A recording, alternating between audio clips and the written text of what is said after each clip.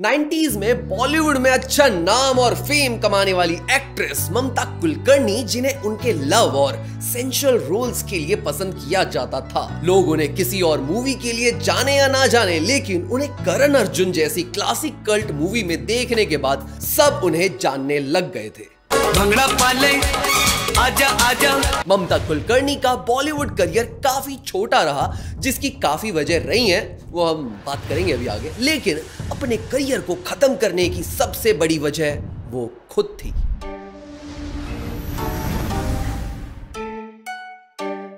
ममता कुलकर्णी 20 अप्रैल 1972 में एक बहुत ही मिडिल क्लास मराठी ब्राह्मण फैमिली में पैदा हुई थी। Being from a Brahmin family, ममता ने हमेशा से अपने घर में पूजा पाठ, स्पिरिचुअलिटी, रिलीजियसनेस काफी देखी और सीखी भी। ममता ने अपनी schooling Saint Joseph convent high school से पूरी की। स्टार्टिंग से ही ममता की फ्यूचर प्लान्स में एक्टर बनने का जिक्र दूर दूर तक नहीं था, और तो और उनका एक्टिंग में कोई इंटरेस्ट भी नहीं था। It was her mother who wanted her to be something other than just an average girl. उनकी माँ की ममता को सिर्फ एक ऑर्डिनरी लड़की ना बनाने की चाहत और अपना अधूरा सपना अपनी बेटी के थ्रू पूरा करने की वो चाहत ही ममता कुलकर्णी की बॉलीवुड में आने की वजह बनी। फर्स्ट डे है फिल्म का, और उसकी स्टोरी लाइन आपको वैसे ही मालूम है, हिंदी फिल्म्स की जो स्टोरी लाइन होती है बहुत डेलिकेट होती है, नाजुक होती है। ममता कुलकर्णी में वो सब था जो उन्हें बॉलीवुड में अपनी जगह बनाने के लिए चाहिए था।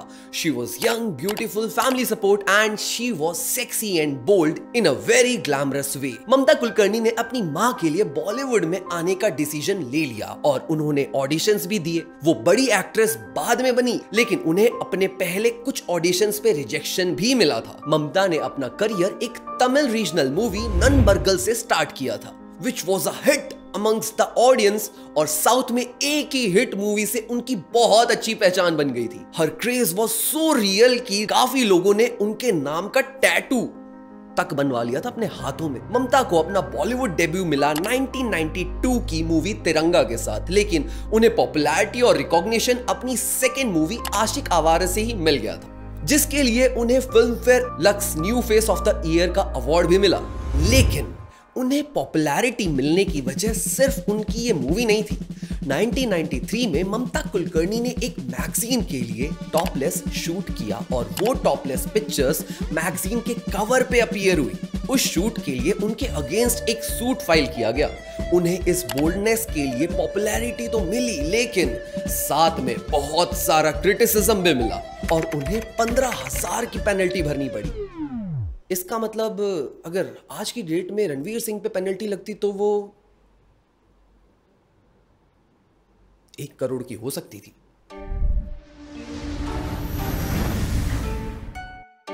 लेकिन उनकी सक्सेसफुल मूवी आशिक आवारा और टॉपलेस कंट्रोवर्सी के बाद उन्हें काफी पॉपुलर मूवीज में काम मिला। वक्त हमारा है, क्रांतिवीर, करण अर्जुन, सबसे बड़ा खिलाड़ी और बाजी जैसी मूवीज में लीड एक्टर्स की लव इंटरेस्ट का रोल प्ले किया, जिसके लिए उन्हें काफी सराहा जाने लगा। अब 1996 की फिल्म घातक में राजकुमार संतोषी ने उन्हें एक सॉन्ग में कैमियो अपीयरेंस देने के बाद राजकुमार संतोषी ने ममता को 1998 की फिल्म चाइना गेट में लीड एक्ट्रेस का रोल ऑफर किया। लेकिन राजकुमार संतोषी और ममता के बीच चीजें काफी बिगड़ने लगी थी। रूमर्स ये थे कि उनके रिलेशंस खराब तो हो रहे हैं, लेकिन वर्स्ट केस ये हुआ कि राजकुमार संतोषी ने ममता को फिल्म से ही ड्रॉप आउट कर दिया। लेकिन on the behalf of Kulkarni, छोटा राजन इंटरवीन्ड और उनकी इस कनेक्शन की वजह से ममता की जगह मूवी में वापस बन गई। लेकिन मूवी कुछ खास चल नहीं पाई और पूरी मूवी से ज्यादा उर्मिला मातोड़ करके एक गाने छम्मा छम्मा की तारीफें ज्यादा होने लगी, which created a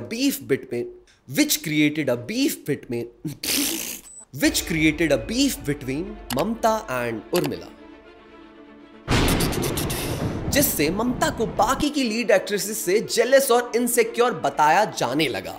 मूवी आने के बाद ममता ने राजकुमार संतोषी पर उनके सीन्स कट करने और उनकी आपस लड़ाई को लेके काफी बातें बोली, जो सिचुएशन राजकुमार संतोषी ने बहुत कामली हैंडल की और ममता के ऊपर लगाए सारे के सारे इल्जामों को झुठला दिया। और यही ममता कुलकर्णी का करियर खत्म होने की पहली वजह थी। उनके पास मूवी ऑफर्स आने बंद हो गए, लोग उन्हें कास्ट करने से झिझकने लगे। इस कंट्रोवर्सी के बाद ममता ने कुछ मूवीज की, लेकिन कोई भी मूवी उन्हें वापस वो बोल्ड, ब्यूटीफुल, सेक्सी और टैलेंटेड अवतार में फिर से एस्टैब्लिश नहीं कर पाई। उन्होंने बंगाली और मलयालम सिनेमा में भी काफी रीजनल मूवीज ट्राई की। उनकी हिंदी सिनेमा की लास्ट सक्सेसफुल मूवी बनी 2001 में आई छुपा रुस्तम, और 2002 में उन्होंने बॉलीवुड सिनेमा में अपनी आखिरी मूवी की कभी तुम कभी हम।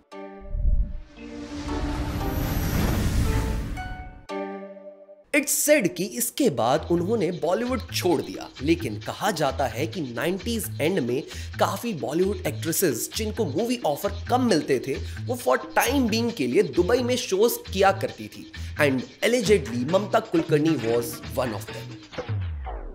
ममता कुलकर्णी अपने डांस शोज के लिए काफी दुबई जाती थी, और उसी दौरान उनकी मुलाकात हुई विक्की गोस्वामी से। विक्की गोस्वामी का दुबई में एक होटल था, लेकिन वो होटल उनका फ्रंट लीगल बिजनेस था और उनका रियल बिजनेस था ड्रग डीलिंग का।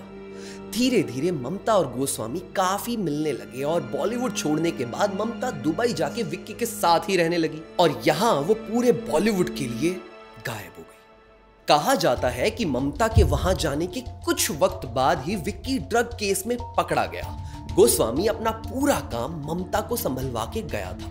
ममता काफी बड़े बड़े होटल्स में परफॉर्म करती आ रही थी, उसके बड़े बड़े लोगों से काफी लिंक्स भी थे। ममता ने पूरा जोर लगाया कि विक्की गोस्वामी की डेथ पेनल्टी को कैंसिल करवाएं, और 8 साल के अंदर अंदर गुड बिहेवियर के चलते विक्की को बाहर निकलवा लिया ममता ने। विक्की की एब्सेंस में ममता कुलकर्णी ने उनका डीलिंग का काम पूरे तरीके से संभाला। इन 2013 ऐसी न्यूज आई थी कि ममता और विक्की गोस्वामी ने शादी कर ली। दुबई के बाद ममता कुलकर्णी का कोई अता पता नहीं था, लेकिन फिर 2016 में मुंबई क्राइम ब्रांच ने विक्की के साथ ममता को भी ड्रग डीलिंग का हिस्सा बताकर उनके खिलाफ सूट रजिस्टर किया कि थाने में चल रहे 2000 करोड़ ड्रग रैकेट में वो दोनों इन्वॉल्व हैं, और उन्हें रिसेंटली केन्या के किसी ड्रग रिंग के साथ मीटिंग करते हुए देखा गया। हमारे पास नई एविडेंस आई है, नए बयान आए हैं। ममता कुलकर्णी भी हमारे केस में एक आरोपी हैं। केन्या वाले केस में विक्की को फिर से अरेस्ट किया, लेकिन ममता से सिर्फ पूछताछ की गई। मुंबई में ममता के बैंक अकाउंट्स, एफडीज और उनके दोनों घर सब सील कर दिए, और उन्हें प्रोक्लेम्ड ऑफेंडर डिक्लेयर कर दिया गया।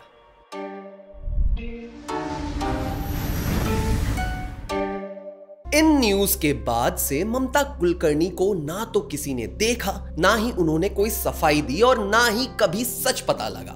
ऐसा लग रहा था वो अब कभी भी वापस नहीं मिलेंगी। लेकिन फिर पूरे 16 साल बाद 2016-17 में ममता एक बार फिर कैमरे पे देखने को मिली। या डेफिनेटली मैं नर्वस हूँ, बिकॉज ऑलमोस्ट 16 साल के बाद I am coming and facing first camera.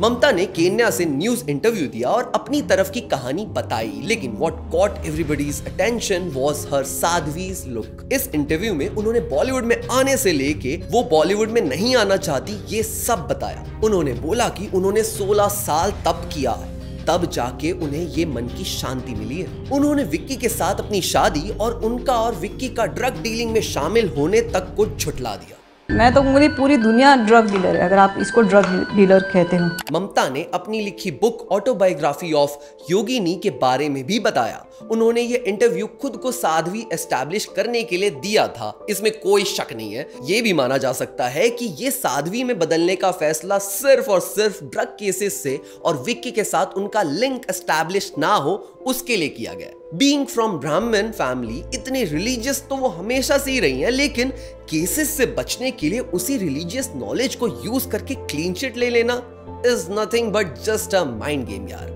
ममता फिलहाल केन्या में ही रहती हैं, लेकिन वो एक दिन मुंबई जरूर आना चाहेंगी, लेकिन उन पे लगे इल्जाम अभी उन्हें यहाँ आने की परमिशन नहीं देते। इट्स जस्ट सेड कि फोर्सफुली चुना हुआ उनका बॉलीवुड का करियर अच्छा चल रहा था कि उनके कनेक्शंस और उनके एरोगेंस ने वो बना बनाया नाम मिट्टी में मिला दिया। शी हैड द पोटेंशियल, बस थोड़े पेशेंस की जरूरत थी। तो गाइस, ये थी कहानी ममता कुलकर्णी के सेक्सी बॉलीवुड एक्ट्रेस से साध्वी में बनने तक के सफर की। हमारी वीडियो यहीं खत्म होती है, लेकिन अगर तुम चैनल पे नए हो तो जो नीचे सब्सक्राइब बटन है उसे जल्दी से दबाओ और हमारे चैनल को सब्सक्राइब कर लो। तुम लोग हमें हमारे सोशल हैंडल्स पे भी फॉलो कर सकते हो। ये रहे हमारे सोशल हैंडल्स।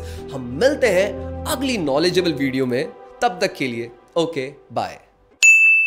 वीडियो देखी ना अब लाइक सब्सक्राइब हाँ कर दो, लाइक सब्सक्राइब हाँ कर दो, लाइक सब्सक्राइब